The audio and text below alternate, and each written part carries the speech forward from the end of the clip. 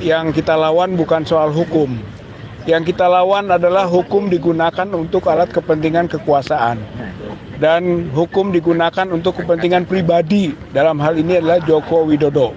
Itu yang kita lawan, gitu kan, dengan sikap-sikap yang nanti akan disampaikan selalu oleh para yang terundang, gitu kan, disampaikan kepada para pemeriksa atau penyelidik yang mengundang. Itu poinnya. Kemudian yang kedua adalah bahwa sebenarnya yang di dalam pelaporan Polda ini itu pasal-pasal yang sebetulnya kita akan mudah patahkan, gitu. 160 penghasutan itu delik material, harus ada bukti dulu peristiwa pidananya, dan itu nggak ada, kita bisa buktikan. Kemudian ada juga tuduhan Undang-Undang ITE 28 ayat 2, yaitu ujaran kebencian yang berkaitan dengan masalah SARA.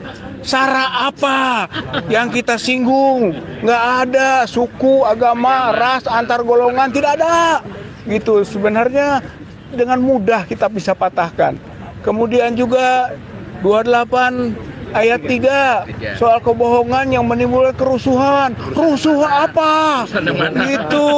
Kalau ramai di media itu hanya wacana, diskursus. Hal itu hal yang biasa, bukan rusuh. Kalau yang begitu rusuh, betapa salahnya memberi interpretasi. Dan itu udah dibatalkan gitu. MK itu. Apalagi demikian ya, yang itu. Jadi tidak bisa, mudah kita patahkan. Masalahnya kita hadir ini juga untuk menegaskan dan membuat klarifikasi. Kalau saya, mungkin beberapa teman lain, klarifikasi tertulis. Ya, gitu. Karena klarifikasi bisa saja klarifikasi lisan langsung atau klarifikasi tertulis, dan klarifikasi tertulis yang akan kita sampaikan terutama untuk berkaitan dengan legal standing pelapor.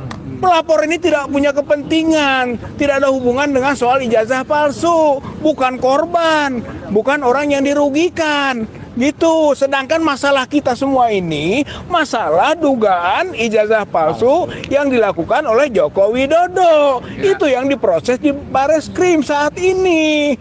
Jadi sebetulnya yang harus diproses kriminal adalah Joko Widodo, dan itu yang sedang kita upayakan maksimal sampai ke proses gelar perkara khusus. Itu dalam rangka mendorong agar pelaku kriminal Joko Widodo itu sampai ke proses peradilan. Itu sementara kita bukan pelaku